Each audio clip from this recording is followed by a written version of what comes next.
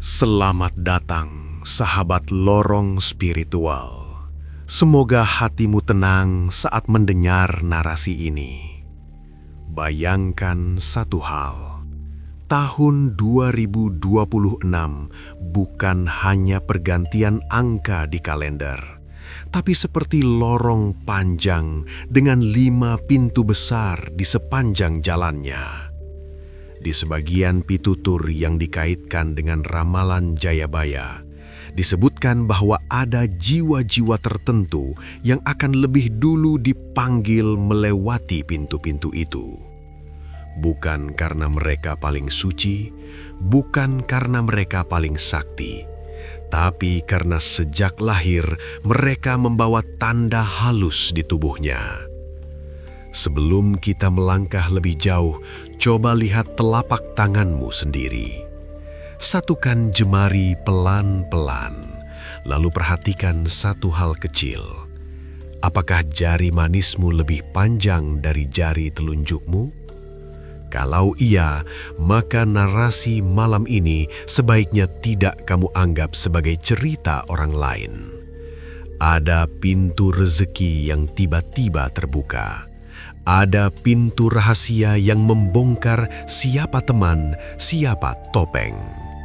Ada pintu ujian yang membuatmu hampir menyerah. Dan ada pintu cahaya bagi yang sanggup bertahan. Malam ini kita akan membahas 5 peristiwa besar itu satu persatu. Tapi sebelum kamu melangkah, sudah siapkah hatimu kalau ternyata salah satu pintu itu sedang mengarah tepat ke hidupmu?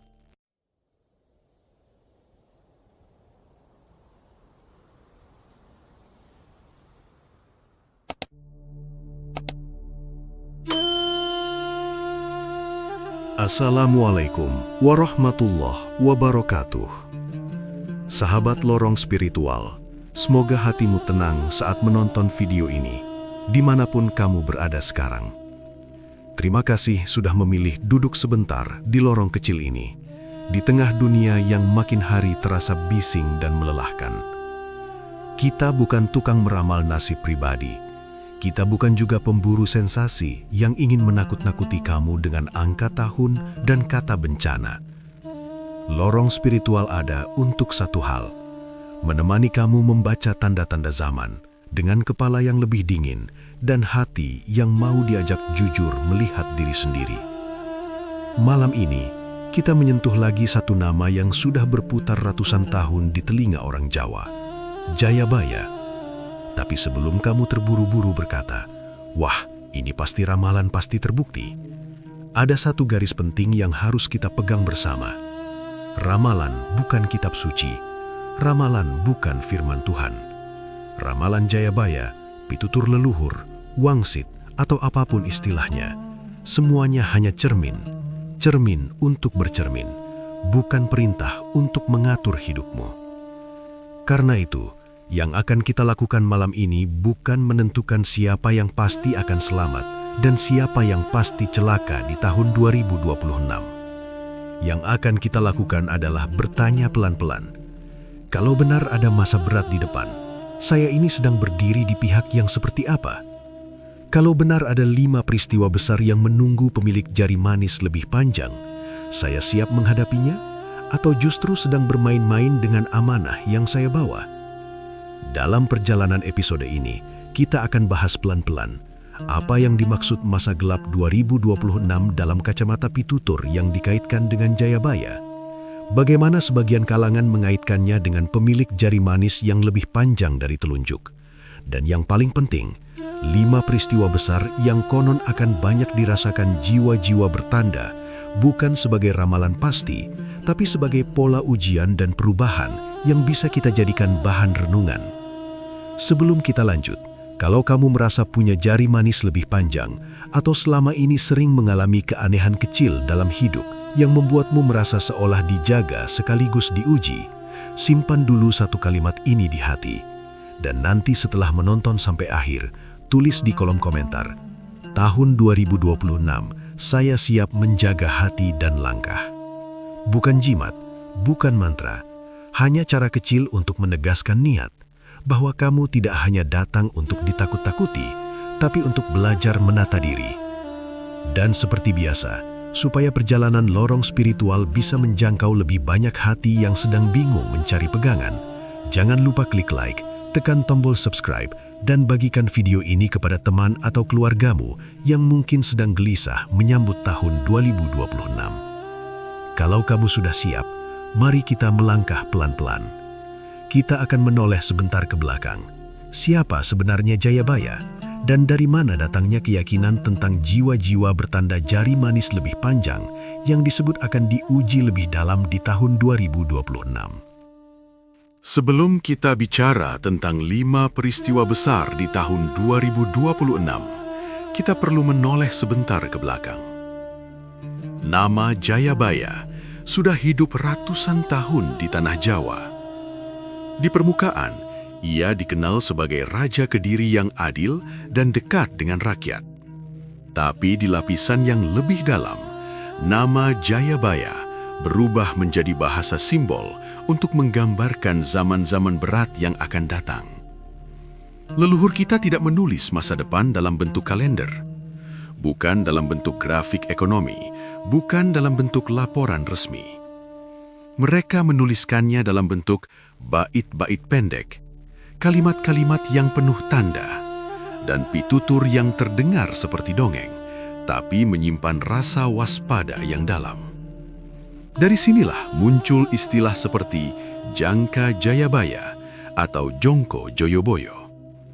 Isinya bukan daftar tanggal, isinya gambaran tentang zaman ketika manusia merasa hidup di dunia yang terbalik, tentang masa ketika hidup serasa sempit, tentang masa yang disebut kala bendu, ketika kesusahan terasa menekan dari banyak arah, dan tentang harapan bahwa setelah masa gelap akan datang masa yang lebih tenang dan adil.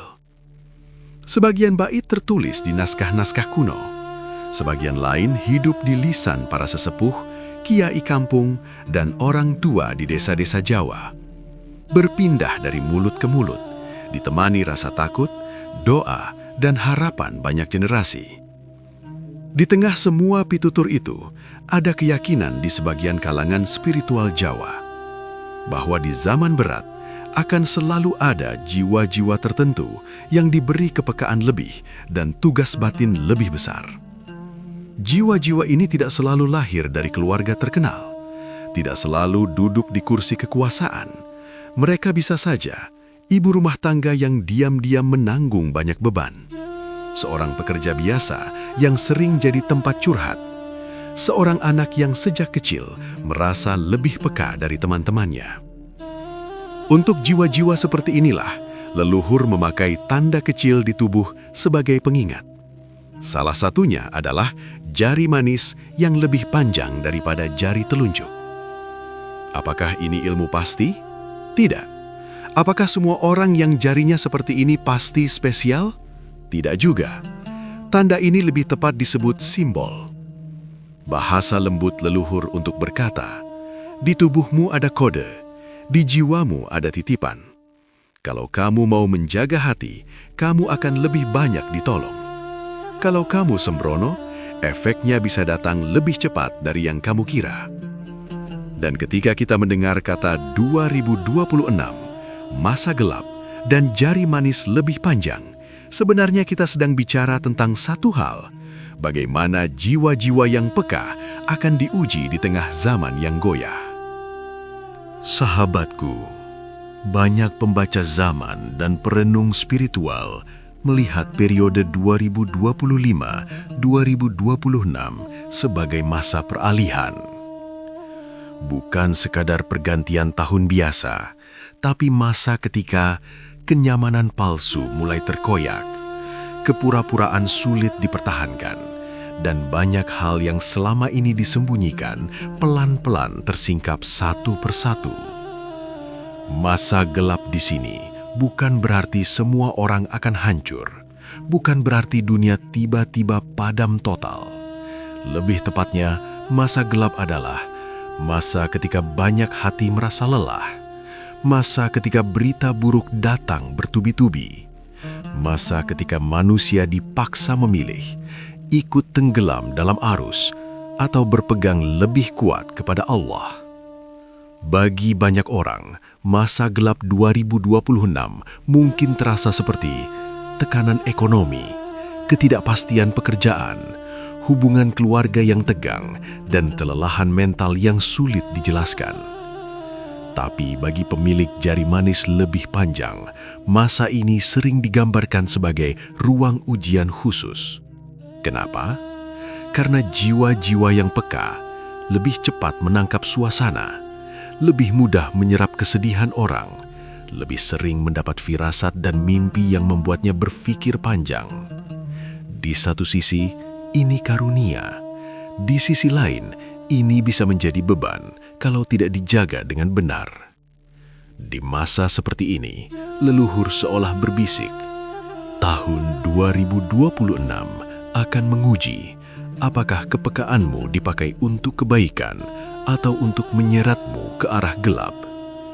Karena itulah, bagi jiwa-jiwa bertanda, 2026 sering dibayangkan sebagai tahun ketika 5 peristiwa besar akan lebih mudah terasa dalam hidup mereka. Bukan berarti semua harus terjadi dengan cara yang seram, tapi 5 peristiwa ini akan menguji, mengguncang, sekaligus mengangkat bagi mereka yang mau belajar membaca tanda dengan hati yang jernih. Sekarang, mari kita bahas satu persatu. 1. Peristiwa tersingkapnya wajah sejati orang-orang terdekat. Peristiwa besar pertama di tahun 2026 sering digambarkan sebagai tahun tersingkapnya wajah.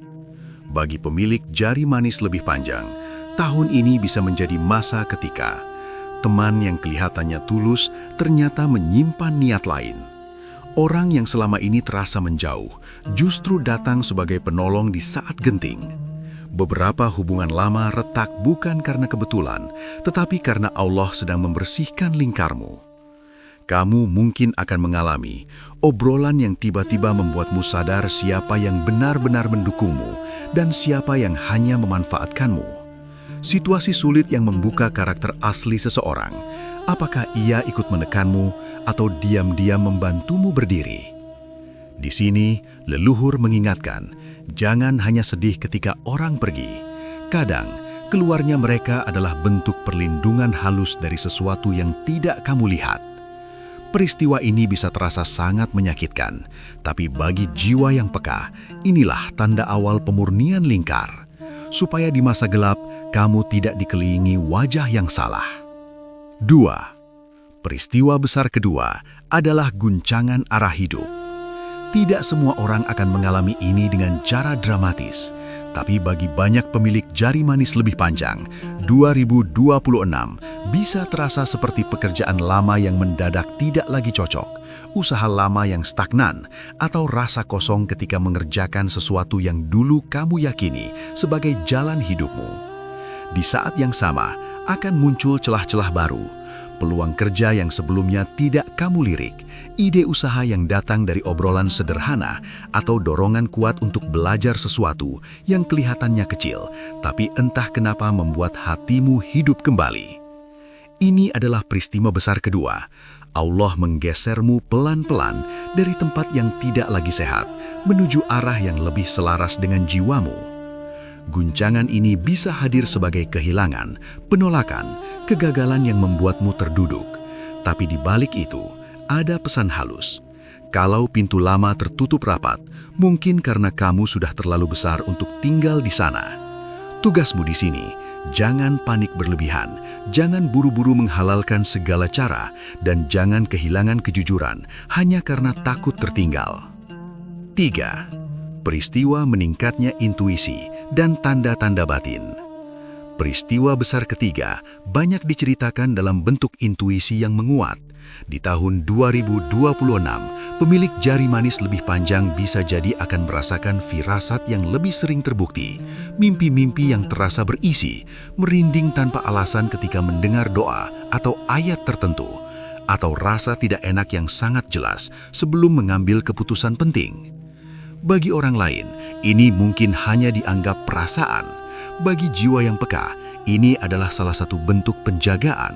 Tapi ingat, intuisi bukan untuk disembah, bukan untuk dipamerkan, dan bukan untuk dipakai mengendalikan orang lain. Intuisi adalah alarm, tanda, dan bisikan halus supaya kamu berhenti sebentar dan bertanya, kemana aku akan melangkah? Apakah langkah ini mendekatkan aku kepada Allah atau justru menjauhkanku? Kalau kamu merasakan peristiwa ini di 2026, jangan buru-buru mengklaim diri lebih sakti. Lihat dulu, apakah kamu memakainya untuk kebaikan atau justru untuk menguatkan ego? 4. Peristiwa pembersihan batin melalui ujian hubungan dan emosi. Peristiwa besar keempat sering tidak disadari saat sedang terjadi. Ia hadir sebagai konflik yang memuncak, perpisahan yang sulit diterima, atau emosi meledak yang membuatmu menangis dalam diam. Di pitutur, jiwa yang membawa tanda seperti jari manis lebih panjang sering disebut akan mengalami pembersihan lewat hati. Artinya, orang yang kamu pegang erat bisa jadi dilepaskan oleh Allah karena tidak baik untukmu.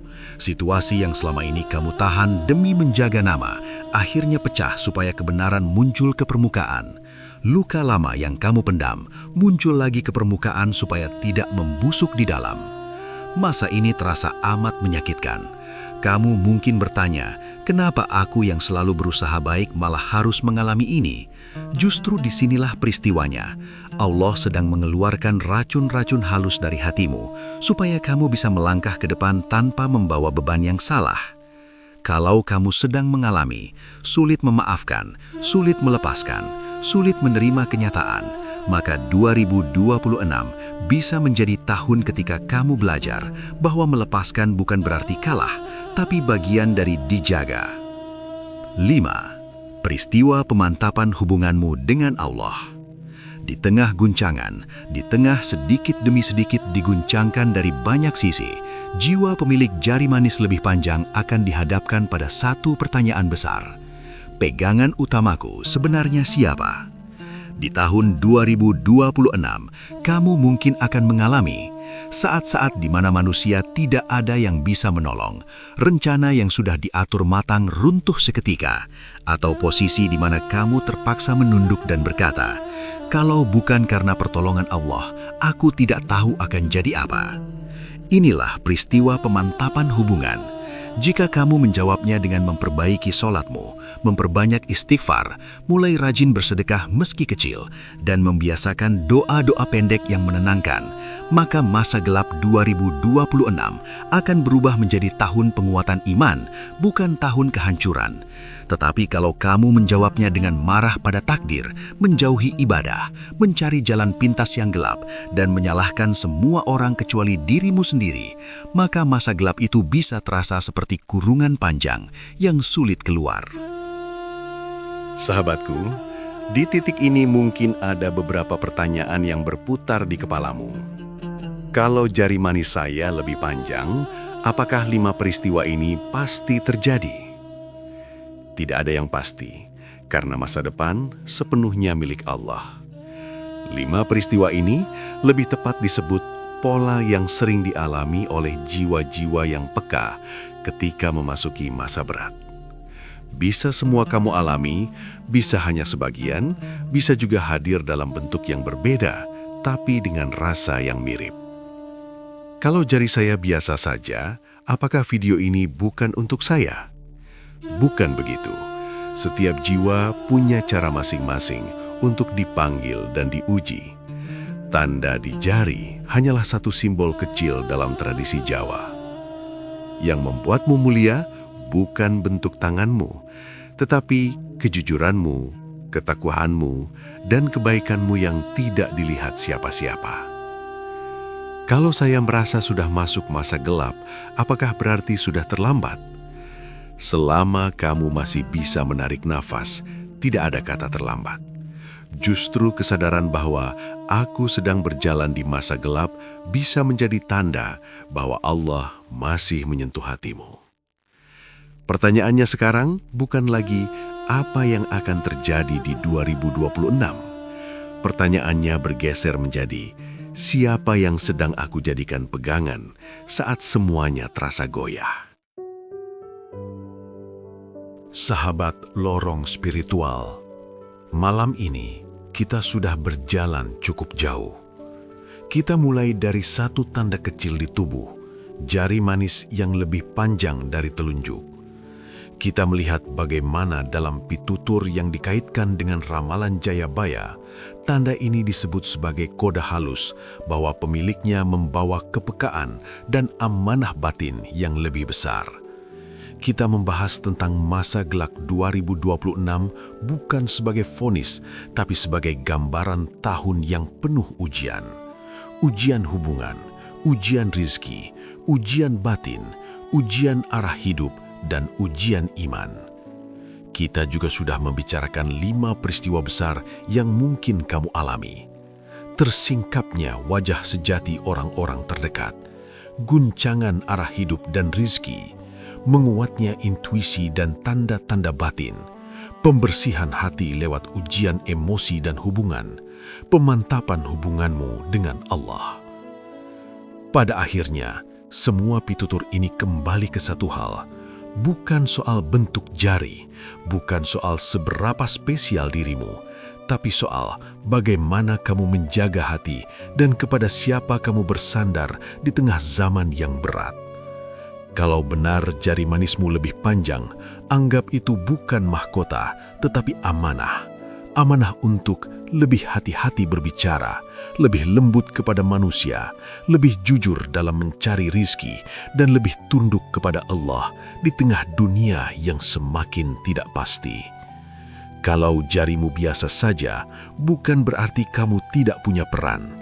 Setiap jiwa yang sungguh-sungguh ingin menjaga diri dari kezaliman, tetap punya tempat yang sangat mulia di sisi Allah. Sekarang, mari kita tundukkan kepala sebentar. Kita angkat doa bersama-sama. Ya Allah, di tahun-tahun yang terasa goyah ini, jangan biarkan hati kami tenggelam dalam ketakutan dan keputusasaan. Jauhkan kami dari fitnah zaman yang bisa menyesatkan banyak jiwa. Ya Allah, kalau benar di antara kami ada yang Kau titipi tanda dan kepekaan lebih, jadikan itu sebagai pengingat, bukan sebagai sumber kesombongan.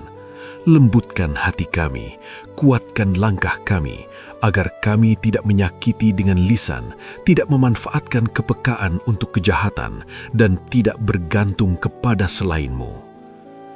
Ya Allah, bagi kami semua, dengan segala kekurangan dan dosa, bimbinglah kami untuk menjauh dari apa yang Engkau larang dan mendekat pada apa yang Engkau ridhoi.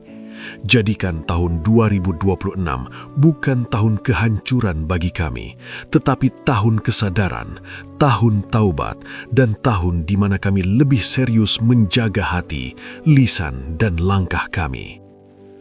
Ampuni dosa kami, dosa orang tua kami, dosa guru-guru kami, dan dosa para leluhur kami yang telah mendahului kami. Limpahkan rahmat-Mu kepada kami dan keluarga kami di dunia dan di akhirat. Amin, ya Rabbal Alamin. Sahabatku, kalau setelah mendengar narasi ini, kamu merasa hatimu disentuh, tulis di kolom komentar, saya siap menjaga hati dan langkah di tahun 2026. Biarkan kalimat itu menjadi saksi kecil niatmu di hadapan banyak orang dan semoga juga di hadapan Allah.